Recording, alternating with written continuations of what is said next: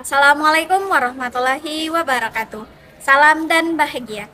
Perkenalkan, nama saya Okta Putri Nupus. Saat ini saya sedang bertugas sebagai guru matematika di SMA Negeri 1 Lintauguo, Kabupaten Tanah Datar, Sumatera Barat. Pernahkah di kelas Bapak dan Ibu terdapat murid yang memiliki gaya belajar kinestetik tetapi tidak bersemangat, bahkan tidak aktif dalam pembelajaran?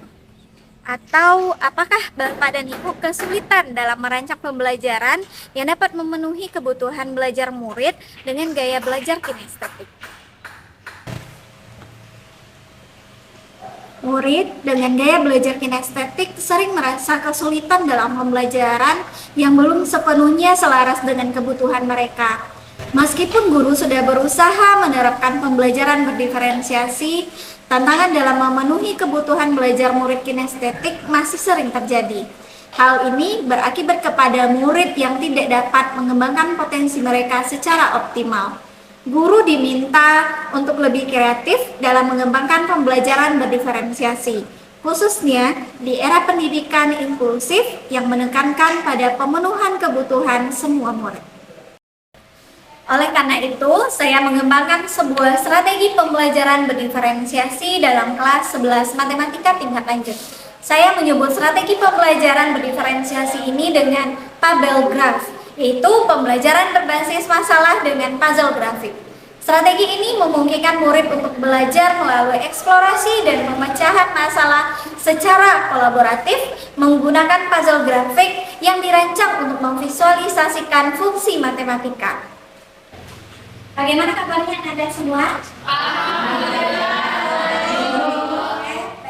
Sebelum kita memulai pembelajaran, langkah-langkah pembelajaran yang saya lakukan dimulai dengan kegiatan pendahuluan seperti berdoa, mengondisikan kelas untuk belajar, mengecek kehadiran murid, mengingatkan kesepakatan kelas, serta meminta peserta didik untuk duduk berkelompok sesuai dengan hasil tes kemampuan awal mereka.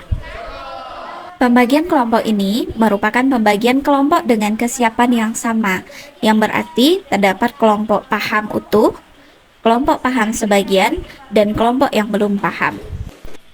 Pada bagian inti pembelajaran berbasis masalah, dimulai dengan orientasi masalah. Saya meminta murid mengambil amplop ke depan kelas yang berisikan puzzle fungsi rasional beserta permasalahan yang akan mereka selesaikan. Setiap kelompok mendapat jenis soal yang berbeda sesuai dengan tingkat pemahaman mereka. Kemudian, saya menjelaskan tata cara permainan dan alokasi waktu yang mereka perlukan. Kita akan bermain games nanti. Anak-anak siap untuk bermain games? Siap! Jadi, games kali ini pada tahap mengorganisasi murid pada masalah, saya menampilkan sebuah video tentang permasalahan kontekstual yang berhubungan dengan fungsi rasional. Permasalahan yang saya berikan juga sudah saya bagikan dalam bentuk tulisan yang dapat diakses oleh murid melalui Android mereka. Nah, pada tahap ini saya mengarahkan murid untuk memahami permasalahan tersebut sebelum mereka menyelesaikannya. Pada tahap investigasi kelompok, murid berkolaborasi menyusun puzzle, mengaitkannya dengan permasalahan yang diberikan, dan berdiskusi untuk menyelesaikannya. Pada tahap ini, murid bergerak menyusun puzzle untuk menyelesaikan permasalahan yang diberikan. Terlihat, semua murid aktif bergerak ikut serta menyusun puzzle seperti sedang asik bermain.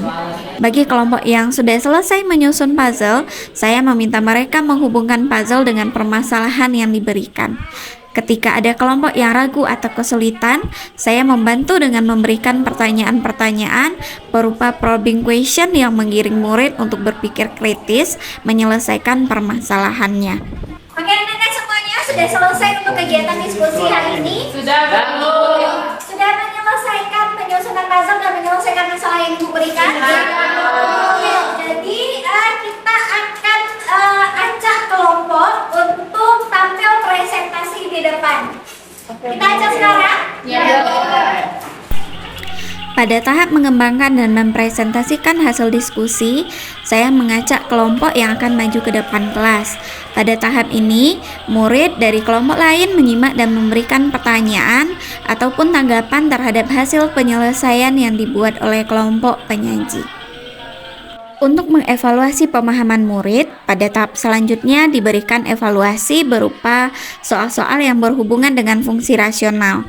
Saya menggunakan aplikasi Quizizz dalam memberikan soal-soal latihan. Kemudian, untuk Ibu ingin melihat pemahaman tenaga semuanya, Ibu akan memberikan beberapa soal di Quizizz. Jadi silakan anak-anak duduk kembali pada posisi masing-masing. Silakan.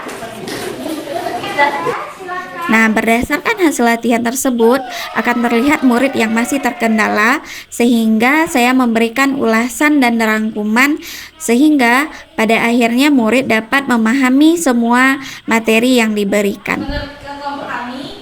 Di bagian akhir pembelajaran, saya meminta refleksi kepada murid-murid tentang pembelajaran hari ini, sehingga dapat menjadi masukan bagi saya untuk memperbaiki strategi pembelajaran yang lebih baik lagi. Pembelajaran di kelas terasa lebih menyenangkan dan mengasihkan. Kami seakan sedang bermain game untuk memecahkan masalah. Menegangkan sekali karena diberi waktu dan durasinya, tetapi dengan kerjasama kelompok semuanya berjalan dengan tepat waktu dan menyelesaikan dengan baik. Kelas Matematika Bu Okta, oke deh.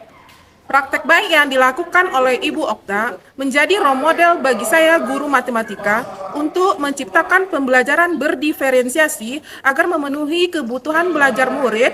Kemudian game puzzle yang berbasis masalah dapat saya praktekkan pada kelas saya.